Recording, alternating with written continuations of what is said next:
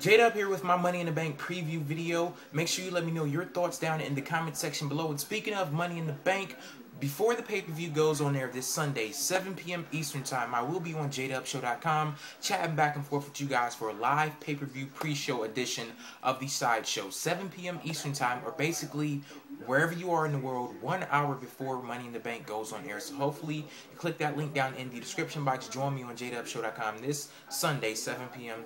Eastern Time. On to the pay-per-view. And what do you guys think about this Money in the Bank concept? Like, do you like how WWE took the match from WrestleMania and made 2 matches out of it and threw it on its own pay-per-view? Some people don't like that because they say it lessens the importance of the Money in the Bank match. I can't see how it lessens the importance of the match, seeing as whoever wins, they still get a world title shot. They still get a guaranteed world title shot anywhere, any place, anytime. So I can't see how it lessens the importance, seeing as the results are still the same. But, you know, I always like the Money in the Bank matches. I don't think there's been anyone that I've seen that's disappointed. And then we have this one. You have a lot of very diverse styles. You add all of those styles together, it comes out with some complex and pretty entertaining matches, and I'm hoping that streak continues with this pay-per-view.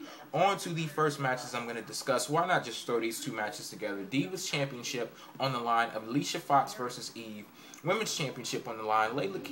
I was about to say Layla Kelly. What the hell? Layla versus Kelly. You know it's something like completely screwed up when you say Layla is the most experienced worker out of any situation, but it's true in this one. Like, Layla, technically she is the most experienced one out of all of these 4 divas, and you know, I don't know, what can you say? I enjoy all of these 4 girls, but they're not at the place where I think they should be. You know, they still have issues, a lot of issues in the ring, and you know, it's the WWE Divas. What do you really expect? So I don't even know why I'm wasting my time, you know, going over these matches. I'll just say Alicia Fox for the win, Layla for the win. Next match. Unified Tag Team Championships on the line. Hart Dynasty versus Jimmy and Jey Uso. Well, I hope you guys are happy because you got exactly what you wanted. You wanted WWE to put the Tag Team Championships on a real tag team, and I was kind of apprehensive about the Hart Dynasty winning the belts because I said, you know, they are a real tag team, but WWE does not have a real tag team division. So I didn't know what success they would find as champions, and after looking at their title reign, it wasn't much. I mean, what was noteworthy about this title reign? Like, nothing at all. You enter Jimmy and Jey Uso, that's when it started to kind of get interesting.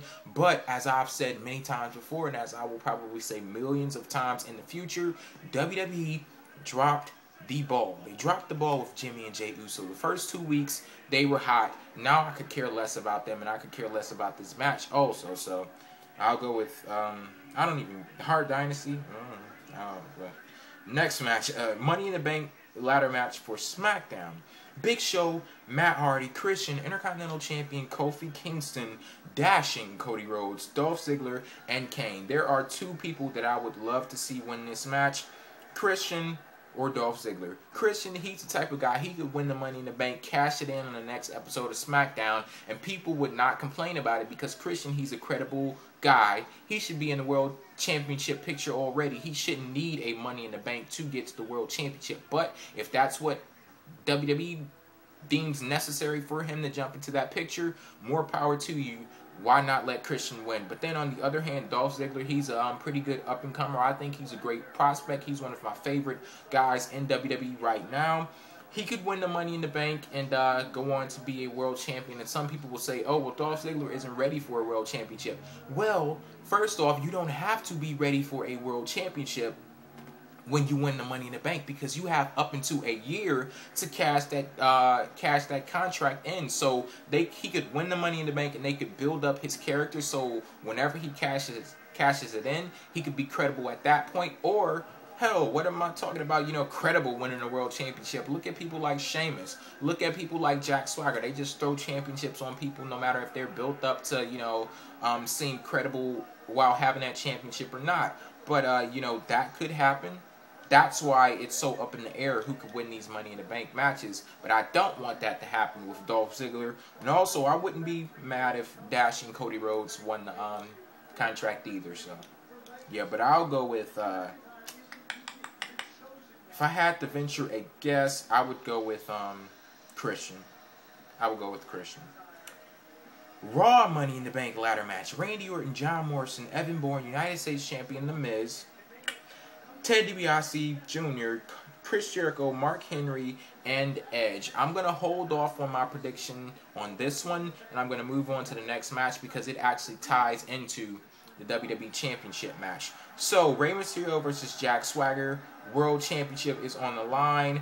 Jack Swagger, he's kind of suffering from, I won't say suffering because, you know, I don't think it's technically suffering, but I would say he has Sheamus syndrome. You know how Sheamus, he had the WWE Championship and his reign was just so bad, but then he lost the championship and he got a lot more interesting.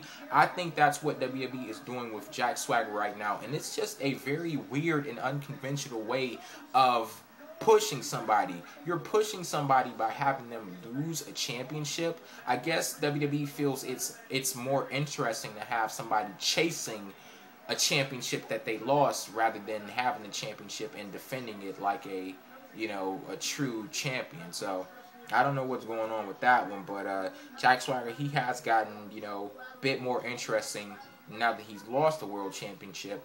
And he's chasing Rey Mysterio to get that championship back once again. But yeah, I don't even. This card is like, I don't know. It's not too predictable to me. I'm pretty sure we have some psychics out there. They know every match. They know what's gonna happen. They know who's gonna win.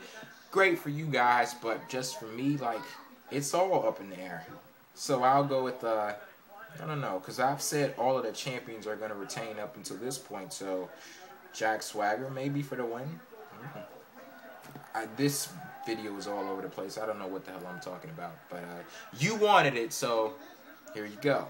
Final match of the night. WWE Championship is on the line in a steel cage match. Sheamus versus John Cena. As I said, after Sheamus lost the championship, he got a lot more interesting. I'm loving Sheamus' character right now. I think he's really holding his own, and a lot of that credit goes to Triple H, the same person that people like to run around saying, oh, Triple H, he doesn't help build new stars. He loves squashing people. He loves, you know, holding down the young talent. Look at Sheamus. He's a new guy. He's an up-and-comer, and Triple H gave him the credibility that he needed to seem like a credible champion. And Sheamus is really reaping the benefits right now, and I think a lot of that credit goes to Triple H for that. So, yeah, the reason why I held off on the Raw Money in the Bank match, as you heard me say in my last, in my video that I made about Raw a couple of days ago, I said WWE, they haven't put much of a focus on this match.